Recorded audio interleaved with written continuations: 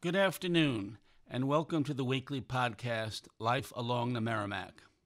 Here we talk about the health and history of the Merrimack River. I am Dyke Hendrickson, a career journalist who most recently covered the waterfront and City Hall for the Daily News here in Newberry Port. Sometimes we have guests. I have invited City Council President Barry Connell to talk with us, and hopefully he will be here next week. At other times, I am alone. I am the guest. I report on forums and meetings that discuss the Merrimack River. I also try to bring everyone up to date on what's happening at the State House.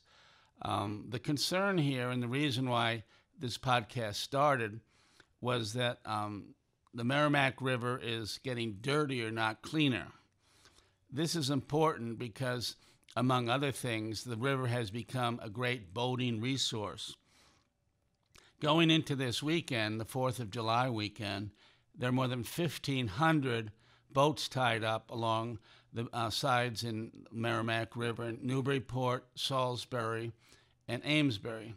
There are also many vessels that come in along Cashman Park. It's the most active state park here in Massachusetts for putting boats in. So clean water is essential because it's created Newberry Port as a tourist destination and a boating destination. In fact, they say that all those 1,500 vessels here create a second community here in the summer. We don't have that many motels, but we have many vessels, and people stay overnight or for the weekend for a whole week. And they go to the restaurants, they shop, they fish. The river is getting dirtier and more people are getting concerned. I would also mention that upriver, almost 600,000 people in the Lowell area in North Andover drink their drinking water from the Merrimack River. Now it goes to a cleaning establishment, of course, but it is important to know that they get their water from the river, so it's important that it stay in a cleanly way. Boating is popular once again, as we've just said. So is fishing. Now, there's always been fishing here, but overflows from sewage treatment plants after heavy rains has made local residents leery about fishing and even swimming. Officials of the Merrimack River Watershed Council, in fact, issued a no swimming warning in the river for the weekend of June 22nd and 23rd. They said that bacteria counts had been large and that people shouldn't go in, nor should animals, I would say. Dogs should not be dunking in the river. And regarding emissions, fishermen are still getting stripers in the river. They're still, having a good time on the river, but it's just not, doesn't have as many fish as it used to, or so they say. One reason that we talk about this is there is the Clean Water Act from 1971. That was promulgated to clean up the rivers, the Merrimack, but also in Maine and other rivers in the country. That worked out well. And since 1971, the river has been getting cleaner.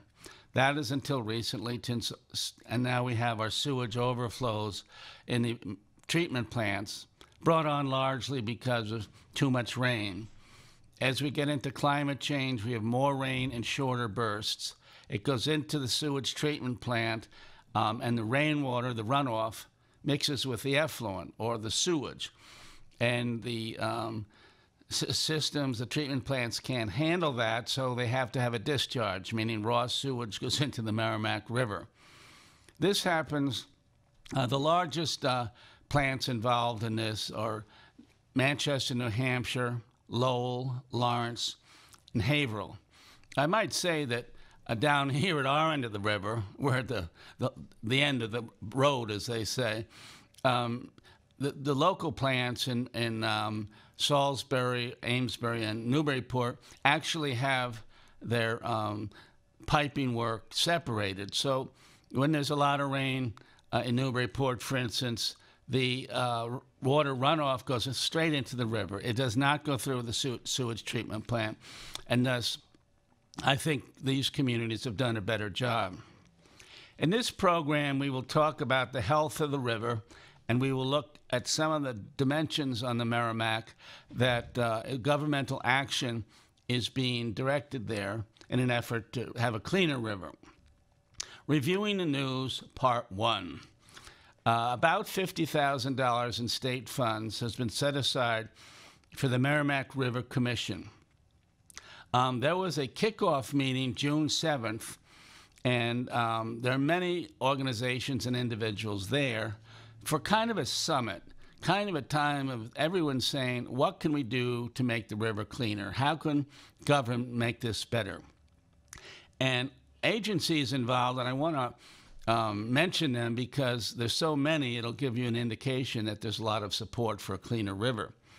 The Department of Environmental Protection, the State Department of Public Health, the State Department of Environment and Recreation, the State Department of Conservation. Also involved are the Merrimack Valley Planning Commission, UMass Lowell, the Merrimack River Watershed Council, Groundwork Lawrence, the Lowell Parks and Conservation Trust, Save the Harbor, Save the Bay. There's a lot of emphasis on saving here, as you can tell. The Environmental League of Massachusetts, the Conservation Law Foundation, the Massachusetts River Alliance, and many members of municipal conservation commissions and operators of treatment plants. This meeting was the first of its kind. There'll be another one in September, but it does show there must have been, I went there myself as an ambassador of this program.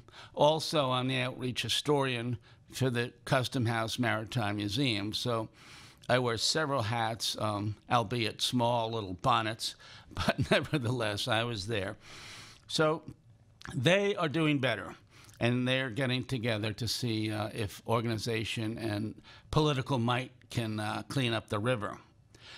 News item number 2, about $100,000 for a monitoring program appears to have been obtained.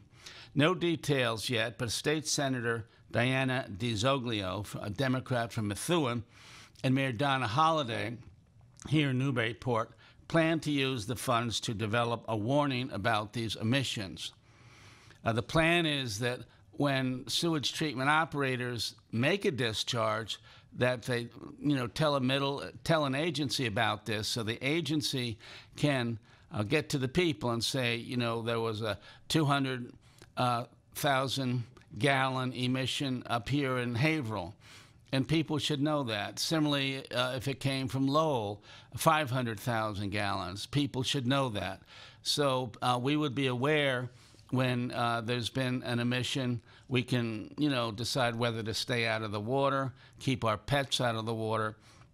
But up until now, this has not happened. The treatment plant operators, they're doing the best they can. But I happened to be at that summit recently, and they said basically, we're not public health officers. We're not media people. This isn't what we do. So this $100,000 that has been earmarked is kind of a financial starting point, so there can be a way to let people know when emissions have been released upstream, find out how much bacteria and how much bad stuff is coming down. And I think those of us at the end of the line, or the end of the river, as they say, would appreciate knowing that. Now, this would normally be news, but I'm not sure this is news, but I mention it nevertheless. It's by the river.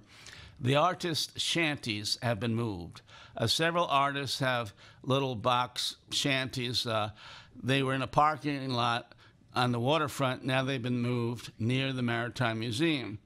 So 4 or 5 of these little wooden lean-tos almost are there with artists in there. They have their artwork there, either sculpture or crafts or oils or watercolors. And it looks a little odd, I must say. Maybe time will tell about this. Maybe the artists will learn whether it's useful or not. Because it has been moved from one part of the waterfront to another, I think it's hard to tell how well it's doing. But I just mentioned it. The Artistsshanties have arrived, and those are will be down there on the waterfront this weekend. Now, I happened to take a vessel out last weekend, one of the tourist boats, and it was really interesting. They talk about the environment. They talk about the Great Marsh. There were egrets there. There were herons there. There was an osprey nest with a webcam in it, an osprey cam, I guess you could call it. So it's very interesting. And I mention this so if you're in the local area, you might not be used to going downtown, but I think you'll find it interesting. And so this is going to be a big weekend, of course. There'll be a lot of people in town. Get to the beach early.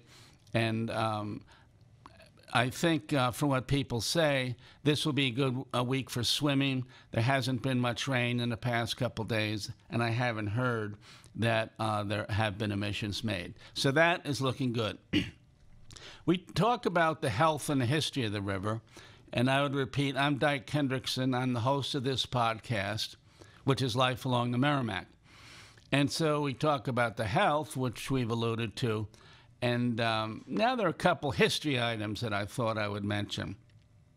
Again, I am outreach historian for the Custom House Maritime Museum, and one thing that struck me as I think about and study about the history of the Merrimack River is we kind of have what I call a mixed blessing. Now, over the past 2 centuries, we have had a downside to commercial growth. Starting in the 19th century, many mills were placed in Lowell and Lawrence and Haverhill, and for many years they just put their waste into the river. And it's only till the past 50 years or so that environmentalists have demanded that these manufacturers limit putting waste in. There are better sewage treatment plants. So that is a downside of what I call the mixed blessing. The blessing of all this in the past 2 centuries is that the mills and the enterprises generated thousands of jobs.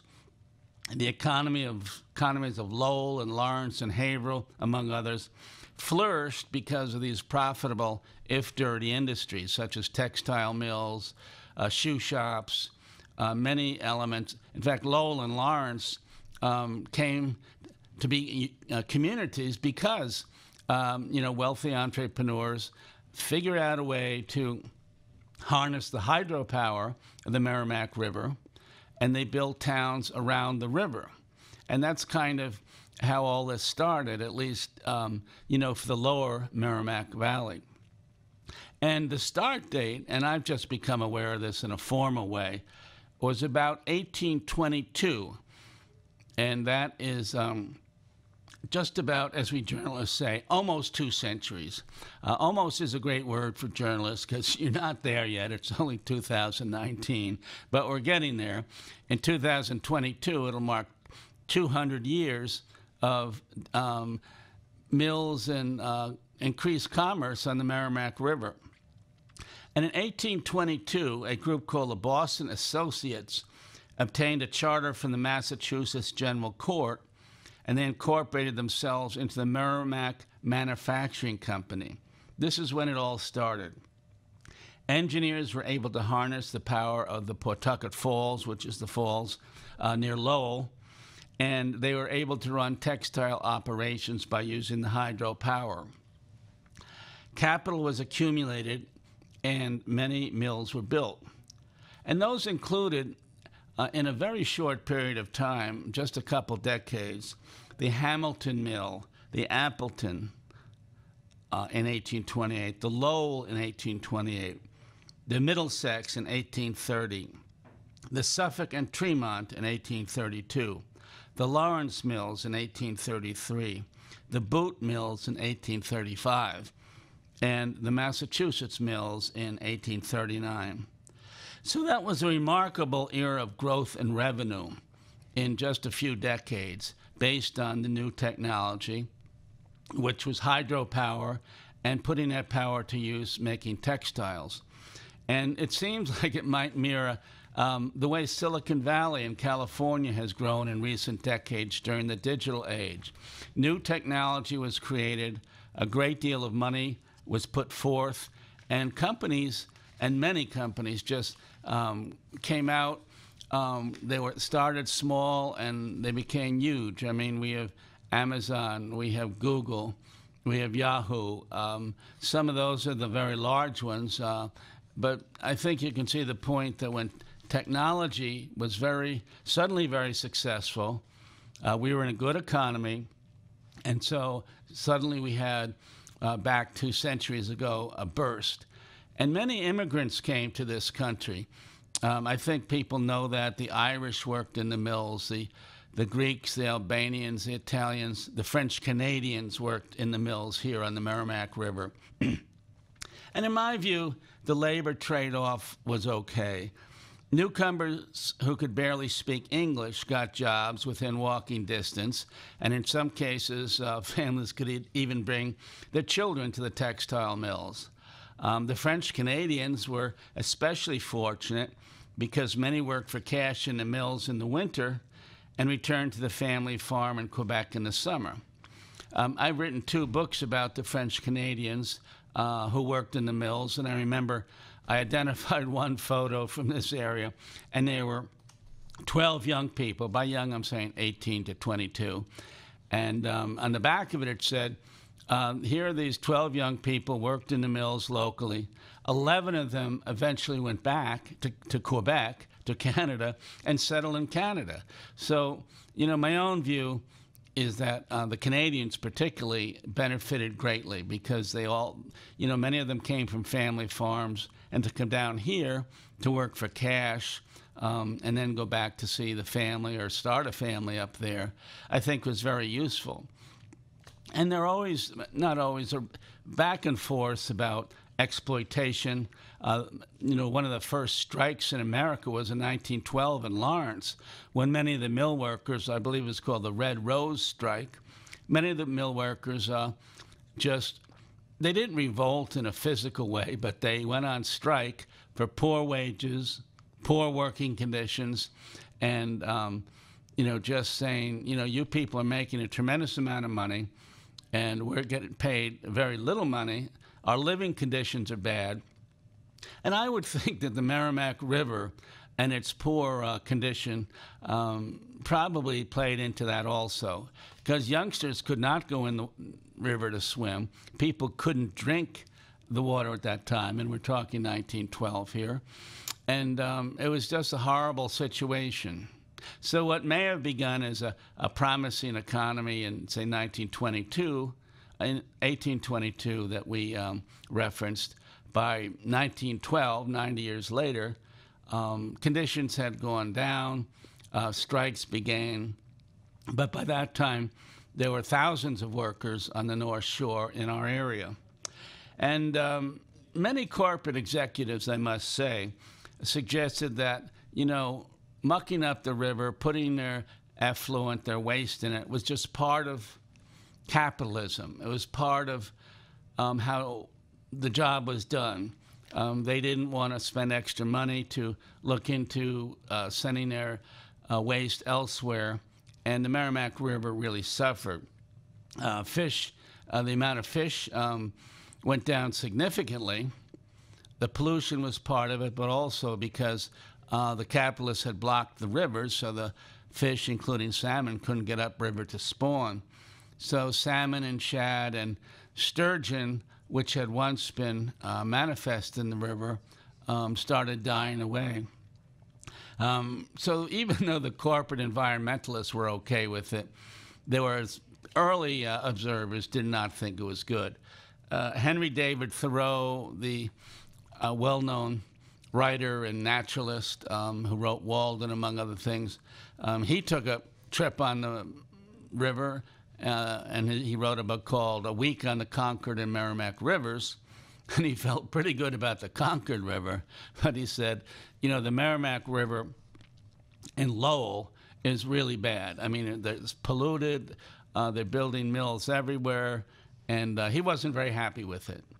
Now, he wrote this book in 1849, and as I may have mentioned, it didn't sell that well. He published it himself, and he had a book run of 1,000 copies, which is quite large. But historians say that it didn't sell well. In fact, a few years after it came out, someone, randomly asked him, "Gee, how many books do you have in your personal library?" And he said, "Well, I have about 1,200 maybe, but 1,000 of them I wrote myself." And so he was, deprecatingly saying that, I wrote this book, not many people bought it. I still have most of the copies in my house. Nevertheless, he was first among many to start saying that this compromise was a damaging thing, that industry was ruining the river. And this was only in 1849. Obviously, they had 50 to 60 years more of heavy growth.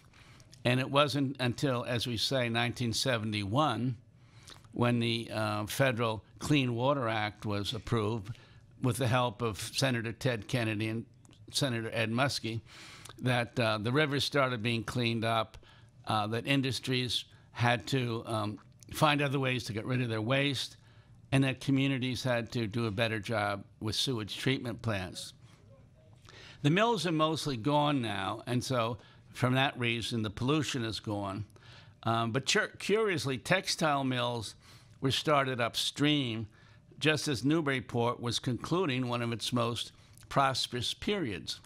Now, if we're saying that the big burst of textile mills started in 1822 in Lowell, which I am,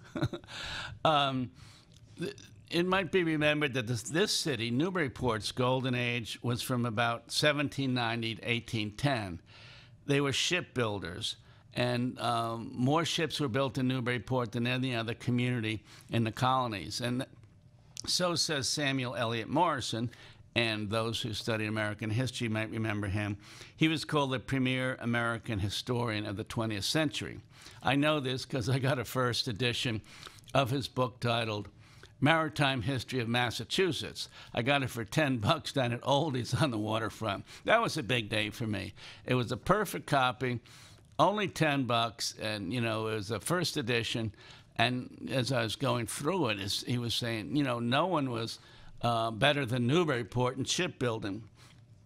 Merchants were wealthy, bankers were busy, the community had full employment and had many jobs, not just going into trade or getting on the ship, but they were makers of sails and rope and nails and caulking and carpentry. Most of the big mansions on High Street here in Newberry Port were built during that period, 1790 to 1810 or 12. As said, there was a lot of money in town. And the other element was there was no war. I mean, during the Revolution, which ended in about 1783, there was always people going off to war and the threat of war. Later, for about 20 or 30 years, things were quiet. I must say, though, that if 1790 and 1810 is our golden era, 1811 was a terrible year in Newberry Port. There was the Great Fire of Newberry Port, 1811. Half of the downtown burnt down. It was wood, and much of it was lost. After that, state officials said, we'll help you rebuild, but it has to be by brick. You can't build a wooden building.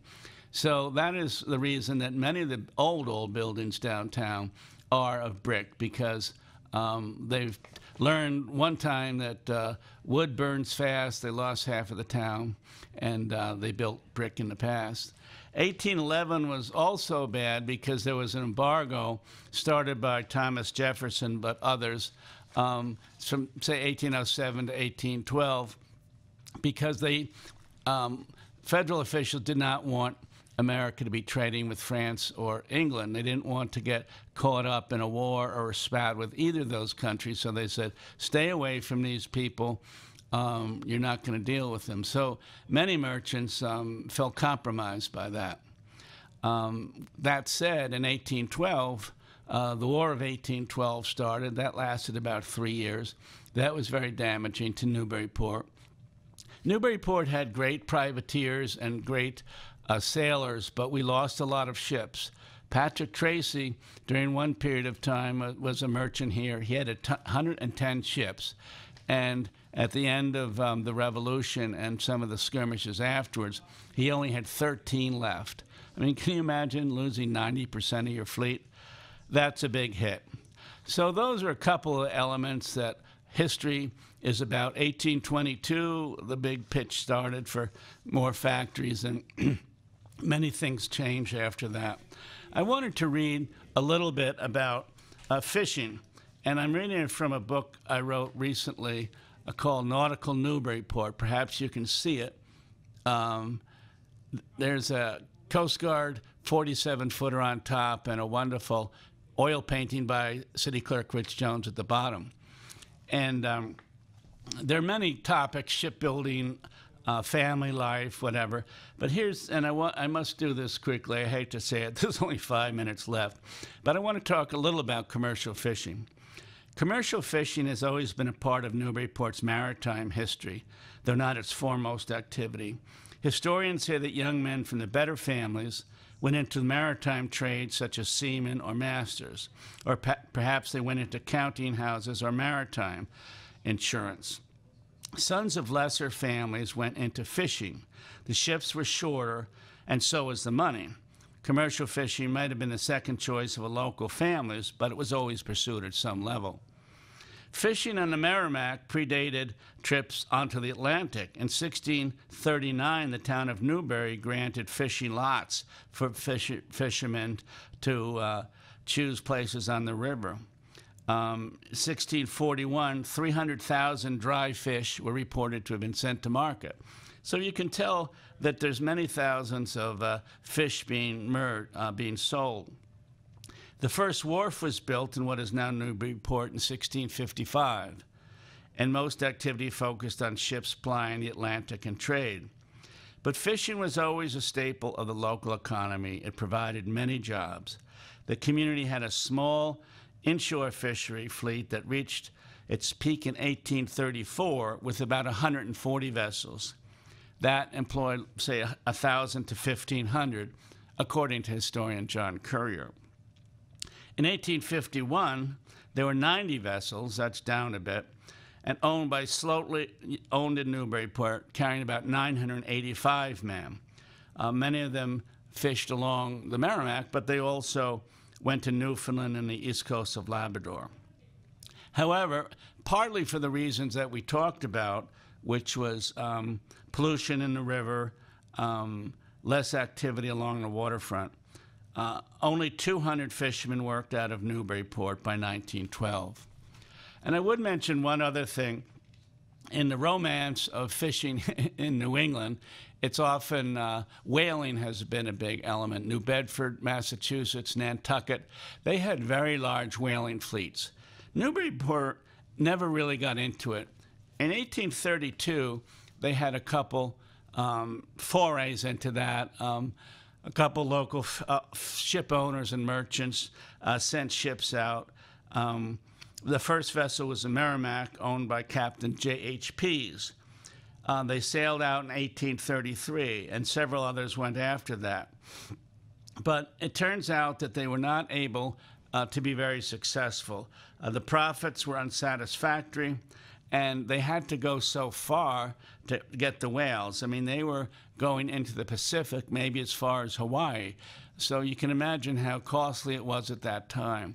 Maybe it worked a century earlier, but not at this time. So 1833 was the last time a whaler went out of Newberry Port, and it just wasn't that successful. But as we have talked about, fishing has always been popular here. Merchant shipping has been tremendously popular. And farther upriver, in Lowell and Lawrence and Haverhill, Manchester, New Hampshire, the mills have been important. So those are some of the things we talk about on Life Along the Merrimack. I'm Dyke Hendrickson. I'm the I work with the Maritime Museum here in town. I'm the outreach historian, and I also covered the waterfront for 5 or 6 years for the Daily News. I hope you'll tune in again. We're on from 2 to 2:30 on Tuesdays. We'll have guests in the future. We talk about the health of the river. We talk about the history of the river. And I think, or I hope, I was never a teacher, but I hope we all learn something from our weekly discussions of the river. Thank you very much for being part of this, and I hope that we can talk again next week.